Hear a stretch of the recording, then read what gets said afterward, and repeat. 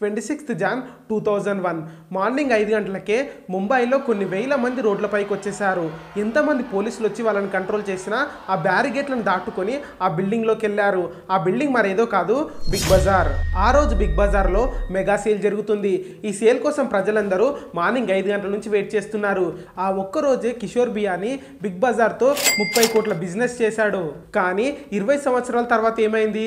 Big Bazar యొక్క ప్రతి స్టోర్కి తాళం పడింది. అసలు ఏం జరిగిందో ఈ వీడియోలో తెలుసుకునే ప్రయత్నం చేద్దాం. అంతకంటే ముందు మా ఛానల్కి ఎవరైనా కొత్త వస్తే తప్పకుండా ఒక లైక్, షేర్, సబ్స్క్రైబ్ చేయడం మాత్రం మర్చిపోకండి. ఇంకా ఫాస్ట్గా టాపిక్లోకి వెళ్దాం. కిషోర్ బియానీ 9th ఆగస్ట్ 1961లో ముంబైలో జన్మించాడు. తన తండ్రికి ఒక టెక్స్టైల్ బిజినెస్ ఉండేది. కిషోర్ బియానీ తన తండ్రిని చూస్తూ, తన తండ్రి చేస్తున్న బిజినెస్ చూస్తూ పెరిగాడు. అతను కూడా ఆ బిజినెస్లో కాస్త ఇన్వాల్వ్ అయ్యేవాడు. కాకపోతే కిషోర్ బియానీకి అదే బిజినెస్ చేసి అక్కడే ఉండడం ఇష్టం లేదు. అతనికి ఇంకా ఎదగాలని ఆశ ఉండేది. అతను ఎప్పుడు ఏదో కొత్తగా చేయాలనుకునేవాడు. అలా 1981లో కిషోర్ బియానీ ఫైనల్ ఇయర్లో ఉన్నప్పుడు అలా ఒకరోజు తన ఫ్రెండ్ యూనిక్ ఫ్యాబ్రిక్ ట్రౌజర్ ప్యాంట్ని వేసుకొని కాలేజ్కి వచ్చాడు. అది స్టోన్ వాష్ ఫ్యాబ్రిక్. ఇలాంటి ఫ్యాబ్రిక్లో కిషోర్ బియానీకి చాలా పొటెన్షియల్ కనిపించింది. అప్పుడే తను జూపిటర్ మిల్ నుంచి 200 మీటర్ల క్లాత్ తీసుకొని తన దగ్గరలో ఉన్న గార్మెంట్ మ్యానుఫ్యాక్చర్కి అమ్మేశాడు, బట్టలు తయారు చేయమని. ఇలానే తన బిజినెస్ కొనసాగిస్తూ 6 నెలల్లో కొన్ని లక్షల బిజినెస్ చేశాడు. ఇక్కడ నుంచి తన వ్యాపారం స్టార్ట్ అయింది. 1985 వరకు కిషోర్ బియానీ ఫ్యాబ్రిక్ని అమ్మడమే కాకుండా ఒక ఓన్ స్టోర్ని ఓపెన్ చేసి రెడీమేడ్ సేల్స్ చేయడం స్టార్ట్ చేశాడు. అంతేకాకుండా తన ఓన్ బ్రాండ్ని ఓపెన్ చేసి ఆ స్టోర్కి పత్లూన్ అని పేరు పెట్టాడు. తర్వాత 2 ఇయర్స్కి 7 lakhs ఇన్వెస్ట్ చేసి మెన్స్వేర్ ప్రైవేట్ లిమిటెడ్ కంపెనీని స్టార్ట్ చేశాడు. ఇందులో తనే ట్రౌజర్స్ మ్యానుఫ్యాక్చర్ చేయడం స్టార్ట్ చేశాడు. తాను తయారు చేసిన కొత్త ట్రౌజర్ పేరు ప్యాంటలూన్. ఇదే బ్రాండ్ అయింది. ప్యాంటలూన్ అనే వర్డ్ పత్లూన్ నుంచి తీసుకున్నాడు. ఈ పత్లూన్ అనే పదం మోడర్న్గా, ట్రెండీగా ఉండాలని ప్యాంటలూన్గా మార్చేశారు. అప్పటి నుంచి తన స్టోర్స్ పేరు అన్నిటికీ ప్యాంటలూన్ అనే పెట్టాడు. తన మ్యానుఫ్యాక్చరింగ్ కంపెనీ కూడా ప్యాంటలూన్ రీటైల్ అనే పేరు పెట్టాడు. తాను తయారు చేసే ప్యాంటలూన్ ట్రౌజర్స్ డిజైన్ చాలా ఫ్యూచరిస్టిక్గా ఉండేది. ఎలా అంటే ఒక ట్రౌజర్ జిప్ పైన 3 బటన్స్ ఉండేవి. ఆ ట్రౌజర్ వేస్ట్ చాలా పెద్దగా ఉండేది. ఇలాంటి కొత్త కొత్త డిజైన్స్ వల్లనే ప్యాంటలూన్ ట్రౌజర్స్ చాలా పాపులర్ అయ్యాయి. 1994 వరకు మొత్తం ఇండియాలో 72 ప్యాంటలూన్ స్టోర్స్ ఉండేవి. ఈ స్టోర్స్లలో ట్రౌజర్స్తో పాటు షర్ట్స్, జీన్స్, టై, సాక్స్ ఇలాంటి ప్రోడక్ట్స్ అన్ని లాంచ్ చేశారు. అదే టైంలో కిషోర్ బియానీ ఒకటి నోటీస్ చేశాడు. ఇండియాలో లార్జ్ ఫార్మేట్ రీటైల్ వ్యాపారం చాలా ఇంక్రీజ్ అవుతుందని. అప్పుడే షాపర్ స్టాప్ లాంటి పెద్ద రీటైల్ స్టోర్స్ అన్ని ఓపెన్ అవుతున్నాయి. అందులో వెరైటీ, క్వాలిటీ, సైజ్ ఇలా అన్నిట్లో నార్మల్ స్టోర్స్ కన్నా ఎక్కువ గ్రోత్ కనిపించింది. అందుకోసమే కిషోర్ బియానీ కూడా కోల్కతాలో లార్జ్ ఫార్మేట్ రీటైల్ స్టోర్ని ఓపెన్ చేశాడు. ఈ స్టోర్ మొత్తము 10,000 స్క్వేర్ ఫీట్ ఉంటుంది. ఇది ఆ టైంలోనే కోల్కతాలో అన్నిటికంటే పెద్ద స్టోర్. ఆయన ఆ స్టోర్లో విజువల్ మర్చెండైజింగ్ కాన్సెప్ట్ని తీసుకొచ్చారు. ఇది ఎలా ఉంటుందంటే స్టోర్ యొక్క colours, sign, lighting, look, feel ఇలా అన్నిటితో కస్టమర్తో కమ్యూనికేట్ చేసేలాగా డిజైన్ చేశాడు. అప్పుడు కస్టమర్కి మంచి ప్లెజెంట్ షాపింగ్ ఎక్స్పీరియన్స్ ఉంటుంది. ఈ స్టోర్లో మెన్స్ వేర్తో పాటు ఉమెన్స్ వేర్, చిల్డ్రన్స్ వేర్ కూడా లాంచ్ చేశారు. అప్పుడు ప్రతి ఒక్కరు ఏమన్నారంటే జస్ట్ గార్మెంట్స్ కోసము, బట్టల కోసము ఇంత పెద్ద బిల్డింగ్ అవసరమా? ఇంత పెద్ద బిల్డింగ్ కట్టి చాలా తప్పు చేశాడని అందరూ అనుకున్నారు. కానీ ఎవరైతే అలా అనుకున్నారో వాళ్ళ ఒపీనియన్ రాంగ్ అని ప్రూవ్ చేసేలాగా ఫస్ట్ డేనే అక్కడికి చాలా మంది క్రౌడ్ వచ్చారు. ఇంత ఎర్లీ సక్సెస్ చూసే వరకు 1999లో వేరే 13 ప్యాంటలూన్ మెగా స్టోర్స్ని ఓపెన్ చేశారు. అప్పుడు కిషోర్ బియానీ ఇండియన్ ఫ్యాషన్ రీటైల్లోనే టైకూన్గా ఎదిగాడు. అతను అక్కడితోనే ఆగిపోలేదు. తను ఏం గమనించాడంటే కస్టమర్ యొక్క వాలెట్లో క్లోతింగ్ మీద జస్ట్ 8% మాత్రమే ఖర్చు పెడుతున్నారు. కానీ కస్టమర్ యొక్క 50% వాలెట్ షేర్ని క్యాప్చర్ చేయాలనుకున్నాడు. అందుకే కిషోర్ బియానీ ఓన్లీ క్లోతింగ్ బిజినెసే కాకుండా వేరే బిజినెస్ కూడా స్టార్ట్ చేయాలనుకున్నాడు. దానికోసం ఒకసారి చెన్నైలోని శరవణ స్టోర్ని విజిట్ చేశాడు. ఆ store 25 years old store, 5 floors ఉంటుంది. ఇందులో క్లాత్స్, జ్యువెలరీస్, అప్లియన్సెస్, గ్రాసరీస్ ఇలా డైలీ లైఫ్కి యూజ్ అయ్యే ప్రతి ఐటమ్ ఈ స్టోర్లో దొరికేది. శరవణ బిజినెస్ మోడల్ ఏంటిదంటే తక్కువ ప్రాఫిట్లో ఎక్కువ ఐటమ్స్ని అమ్మడం. ఇదంతా చూసిన కిషోర్ బియానీ ఒక ఎస్టిమేషన్ వేశాడు. అదేంటిదంటే ఒక స్టోర్ ఒక ఇయర్కి 200 కోట్ల సేల్స్ చేస్తుందని. అతను ఈ స్టోర్ని డీప్గా స్టడీ చేసి దీని ఇన్స్పిరేషన్గా తీసుకొని ఓన్గా హైపర్ మార్కెట్ని స్టార్ట్ చేయాలనుకున్నాడు. అప్పుడు అనుకున్న హైపర్ మార్కెటే బిగ్ బజార్గా ఎస్టాబ్లిష్ అయింది. ఒక సక్సెస్ఫుల్ హైపర్ మార్కెట్ అవ్వడానికన్నా ముందు కిషోర్ బియానీ ఇండియాలోని లోకల్ షాప్స్ అన్నిటిని డీప్గా స్టడీ చేశాడు.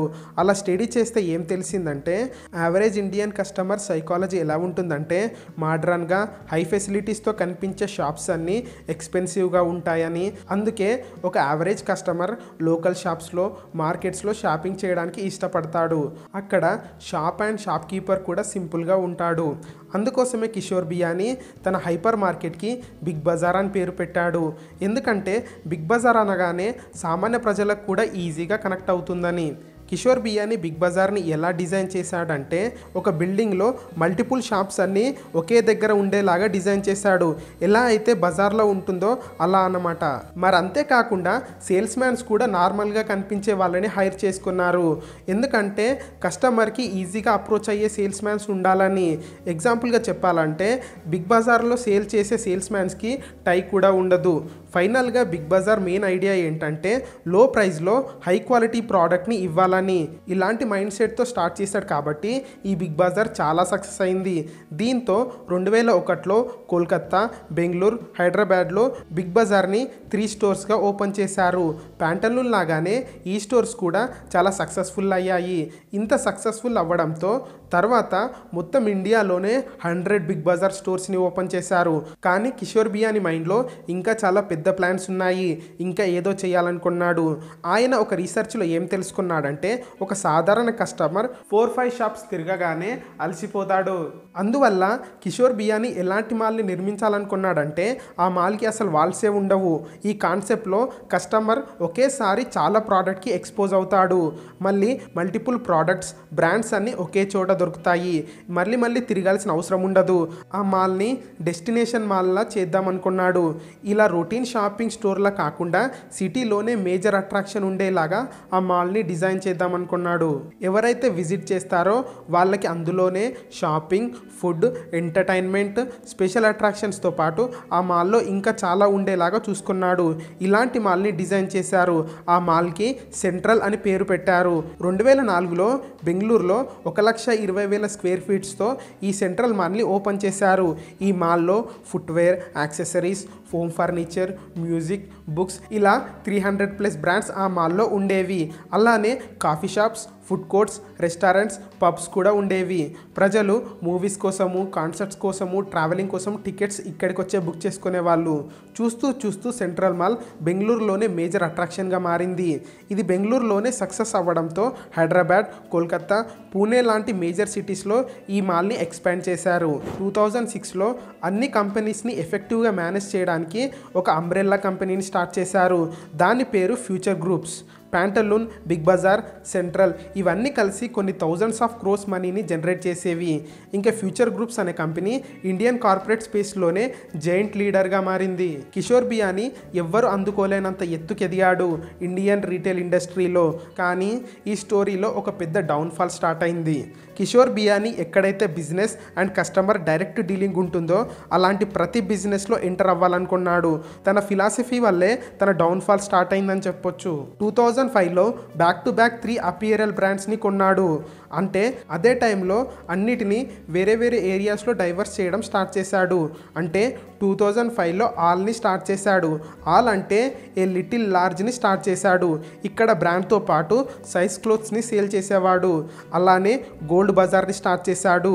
అంటే బిగ్ బజార్లో గోల్డ్ని సేల్ చేద్దామని గోల్డ్ బజార్ని పెట్టారు. మళ్ళీ ఇంట్లో ఫర్నిచర్ కోసము హోమ్ టౌన్ అనే బ్రాండ్ని స్టార్ట్ చేశారు. 2006లో బుక్స్ సేల్ చేయడానికి డిపోట్ అనే బిజినెస్ని స్టార్ట్ చేశాడు. ఇంకా చాయ్ సమోసా అమ్మడానికి కోసము చమోసే అనే బిజినెస్ని స్టార్ట్ చేశాడు. ఒక్క మాటలో చెప్పాలంటే చాయ్ బిజినెస్ నుంచి ఒక హౌస్కి కావాల్సిన బిజినెస్ అన్నిట్లో కిషోర్ బియానీ ఎంటర్ అయ్యాడు. ఇది జస్ట్ బిగినింగ్ మాత్రమే. 2007లో ఫ్యూచర్ క్యాపిటల్ హోల్డింగ్స్ని స్టార్ట్ చేశారు. ఫైనాన్షియల్ సర్వీస్లో ఎంటర్ అయ్యారు.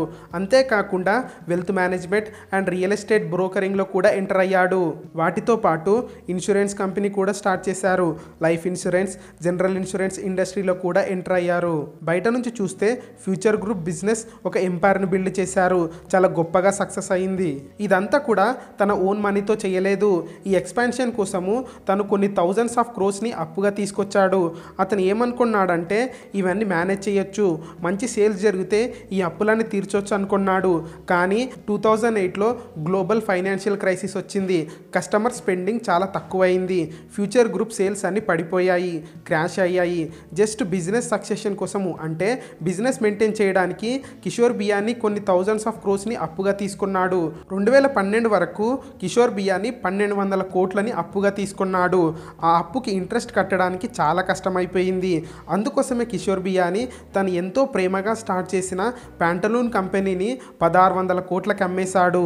దాంతోపాటు ఫ్యూచర్ క్యాపిటల్ హోల్డింగ్స్ని 4250 కోట్లకు అమ్మేశాడు. కిషోర్ బియానీ చేసిన అన్నిటికంటే పెద్ద తప్పు ఏంటిదంటే ఆయన వేరే బిజినెస్ని ఎక్స్పాండ్ చేసే ముందు తన ఓన్ బిజినెస్లో ప్రాఫిట్ ఎక్కువగా చూడలేదు. ఫైనాన్షియల్ క్రైసిస్ని డీల్ చేయడానికి తన దగ్గర అవసరమైన క్యాష్ రిజర్వ్స్ కూడా మెయింటైన్ చేయలేదు. కిషోర్ బియానీ ఏమనుకున్నాడంటే ప్యాంటలూన్ అండ్ ఫ్యూచర్ క్యాపిటల్ని అమ్మేస్తే వచ్చిన మనీతో తన ప్రాబ్లమ్స్ అన్నీ సాల్వ్ అవుతాయని. కానీ అదే టైంలో మార్కెట్లోకి ఇద్దరు కాంపిటేటర్స్ వచ్చారు. అదే అమెజాన్ అండ్ ఫ్లిప్కార్ట్. ఈ రెండు కంపెనీలు కొన్ని సంవత్సరాల నుంచి చాలామంది కస్టమర్స్ని ఆఫ్లైన్ షాపింగ్ నుంచి ఆన్లైన్ షాపింగ్కి మార్చేశారు. వీటితో కాంపీట్ చేయడానికి కిషోర్ బియానీ తన ఓన్ కామర్స్ వెబ్సైట్ని స్టార్ట్ చేశారు. దాని పేరు బిగ్ బజార్ డైరెక్ట్. కానీ అప్పటికే చాలా లేట్ అయిపోయింది. అప్పటికే అమెజాన్ అండ్ ఫ్లిప్కార్ట్ చాలా మార్కెట్ని షేర్ చేసుకున్నారు. వాటితో పోటీ పడాలంటే చాలా కష్టమైపోయింది. ఒక మాటలు చెప్పాలంటే ఇంపాసిబుల్ అని కూడా చెప్పొచ్చు. అప్పుడు బిగ్ బజార్ డైరెక్ట్లో టెక్నికల్ ఇష్యూస్ కూడా ఉండేవి. కస్టమర్ చాలా ప్రాబ్లమ్స్ని ఫేస్ చేసేవాడు. ఇన్వెంటరీ ఇష్యూస్ ఉండేవి. ఇలాంటి రీజన్స్ ఉండడంతో బిగ్ బజార్ డైరెక్ట్ చాలా ఘోరంగా ఫెయిల్ అయింది. ఇంకా ఫ్యూచర్ గ్రూప్స్ కంపెనీ కొన్ని కోట్ల రూపాయలని కోల్పోయింది. కానీ కిషోర్ బియానీ చేసిన అన్నిటికన్నా పెద్ద మిస్టేక్ ఏంటిదంటే ఇండియాలో ఉన్న కిరాణా షాప్స్తో పోటీ పడాలనుకోవడం. ఆయన 2015లో ఈజీ డే అనే పేరుతో ఒక స్మాల్ ఫార్మాట్ గ్రాసరీ స్టోర్ చైన్ని స్టార్ట్ చేశాడు. ఆ టైంలో 190 ఈజీ డే స్టోర్స్ ఉండేవి. కానీ కిషోర్ బియానీ ఏమనుకున్నాడంటే 2022 వరకు 10,000 స్టోర్స్ని ఓపెన్ చేయాలనుకున్నాడు. ఇండియాలో ఉన్న కిరాణా షాప్స్ని రీప్లేస్ చేయాలనుకున్నాడు. తను అనుకున్నట్టుగానే 2018 వరకు 1000 స్టోర్స్ని ఓపెన్ కూడా చేశాడు. ఈజీ డే పేరుతో కిషోర్ బియానీ ఒక మెంబర్షిప్ ప్లాన్ని స్టార్ట్ చేశాడు. అదేంటిదంటే ఇయర్కి 1000 పే చేసే వారికి ఈజీ డేలో ఇయర్ మొత్తము ప్రతి పర్చేస్ పైన 10% డిస్కౌంట్ ఇచ్చేవాళ్ళు. కానీ తను అనుకున్న ఈ మోడల్ కూడా ఫెయిల్ అయ్యింది. అదెందుకంటే అన్నిటికన్నా ముందు ఇండియాలో ఉన్న కస్టమర్స్ ఫ్యూచర్లో వచ్చే డిస్కౌంట్ గురించి ముందే మనీ ఎవరు పే చేయాలనుకోరు. ఇంకా లోకల్లో కిరాణా షాప్ వాళ్ళు 10-15% డిస్కౌంట్ ఈజీగా ఇస్తారు. ఇంకా ప్రేమతో ఆ సామాన్లు తీసుకురమ్మంటే కూడా తీసుకొస్తారు. ఇంకా సెకండ్ థింగ్ ఏంటిదంటే లోకల్లో ఉండే కిరాణా షాప్ వాళ్ళకి లోకల్లో ఉండే ప్రజలకి ఎప్పుడూ ఒక రిలేషన్షిప్ ఉంటుంది. ఇవన్నీ ఈజీ డే స్టోర్స్ వాళ్ళు మెయింటైన్ చేయలేకపోయారు. ఫైనల్గా ఆ కిరాణా స్టోర్స్ యొక్క స్టాఫ్, రెంట్, టెక్నాలజీ ఇవన్నీ మెయింటైన్ చేయాలంటే చాలా డబ్బు ఖర్చు అయ్యేది. అందుకే 2020లో ఈ ప్రతి స్టోర్ని క్లోజ్ చేశారు. ఫ్యూచర్ గ్రూప్ మిస్టేక్స్ ఇక్కడితో ఆగలేదు. కిషోర్ బియానీ ఏమనుకున్నాడంటే వేరే బ్రాండ్స్ వాళ్ళు బిగ్ బజార్లో వాళ్ళ బ్రాండ్స్ పెట్టి చాలా మనీ సంపాదిస్తున్నారు, మనమే ఎక్కువ సేల్ అయ్యే ఐటమ్స్ని తన ఓన్ బ్రాండ్స్తో లాంచ్ చేసి కాస్త లాభాలు పొందొచ్చు అనుకున్నాడు. అందుకే అతను ప్రతి దాంట్లో అంటే snacks, home care, personal care వీటన్నిటిలో తన ఓన్ బ్రాండ్ని లాంచ్ చేశాడు. తన ప్లాన్ ఏంటిదంటే 2022 కల్లా 20,000 కోట్ల రెవెన్యూను సంపాదించాలని. కానీ అతను లాంచ్ చేసిన ప్రతి బ్రాండ్ కూడా చాలా దారుణంగా ఫెయిల్ అయింది. తను ఏమనుకున్నాడంటే ప్రోడక్ట్ని సెల్ఫ్లో పెడితే వాళ్ళే కొంటారు కదా అనుకున్నాడు. కానీ కస్టమర్స్ కొన్ని సంవత్సరాల నుంచి వాళ్ళకి నమ్మకం ఉన్న ఆ బ్రాండ్స్నే కొంటారని మర్చిపోయాడు. ఓన్లీ డిస్కౌంట్స్తో సేల్స్ పెంచుదాం అనుకున్నారు. కానీ డిస్కౌంట్ అంటే కస్టమర్ ఒక్కసారి మాత్రమే ట్రై చేస్తాడు. ఆ ఒక్కసారి ట్రై చేసినప్పుడే క్వాలిటీ సరిగ్గా లేకపోవడంతో రిపీట్ సేల్స్ చాలా తక్కువయ్యాయి. ఈ అన్ని మిస్టేక్స్ వల్ల ఫ్యూచర్ గ్రూప్స్ ఇంకా చాలా మనీని లాస్ అయింది. మార్చ్ 2019 కల్లా తన అప్పు ఇంకా పెరిగింది. ఎంత అంటే 12,800 కోట్ల వరకు పెరిగింది. ఇంతైనా కూడా ఫ్యూచర్ గ్రూప్స్ ఎలాగోలా సర్వైవ్ అవుతూ వచ్చింది. తర్వాత ఏమైందంటే కోవిడ్-19 వచ్చింది. ఫ్యూచర్ గ్రూప్ని మొత్తం ఆగమాగం చేసింది. ప్రపంచవ్యాప్తంగా లాక్డౌన్ అనౌన్స్ చేశారు. దాంతో ఫ్యూచర్ గ్రూప్స్ యొక్క బిగ్ బజార్, సెంట్రల్ మాల్ ఇంకా వేరే స్టోర్స్ అన్నీ రాత్రికి రాత్రి క్లోజ్ అయ్యాయి. వాళ్ళ రెవెన్యూ క్రాష్ అయింది. స్టోర్స్ యొక్క రెంట్, ఎంప్లాయీ యొక్క శాలరీ, లోన్ రీపే డిలే అవ్వడం, రెంట్ పేమెంట్ చేయకపోవడంతో బిగ్ బజార్ ఇంకా వేరే స్టోర్స్ ఉన్న ప్లేసెస్ అన్నీ వాళ్ళ చేతుల్లో నుంచి కోల్పోయారు. ఈ స్టోర్స్ అన్ని షట్ డౌన్ అయ్యాయి. ఈ బిగ్ బజార్ ఉన్న 800 లొకేషన్స్లో రిలయన్స్ స్మార్ట్ బజార్ని ఓపెన్ చేశారు. 2022లో Bank of India Future Groups మీద ఇన్సాల్వెన్సీ ప్రాసెస్ వేశారు. ఈ ఇన్సాల్వెన్సీ ప్రాసెస్ ఇంకా జరుగుతూ వస్తూనే ఉంది. ఇప్పటి వరకు కూడా కిషోర్ బియానీ గారు తన ఆస్తులను అమ్మి తన అప్పులను కడుతూనే ఉన్నారు. ఏది ఏమైనప్పటికీ కిషోర్ బియానీ గారు బిజినెస్ జీనియస్ అని చెప్పొచ్చు. ఆయనే Pantaloon, central mall, big Bazar లాంటివి స్థాపించాడు. కొన్ని తప్పుల వల్ల కొన్ని వేల కోట్లు లాస్ అయ్యాడు, కానీ ఆయన ఒక బిజినెస్ జీనియస్ అని చెప్పొచ్చు. మా ఇన్ఫర్మేషన్ కూడా మీకు నచ్చినట్లయితే తప్పకుండా లైక్, షేర్, సబ్స్క్రైబ్ చేయడం మాత్రం మర్చిపోకండి. మరొక మంచి వీడియోతో మీ ముందుకు వస్తాం. నమస్తే.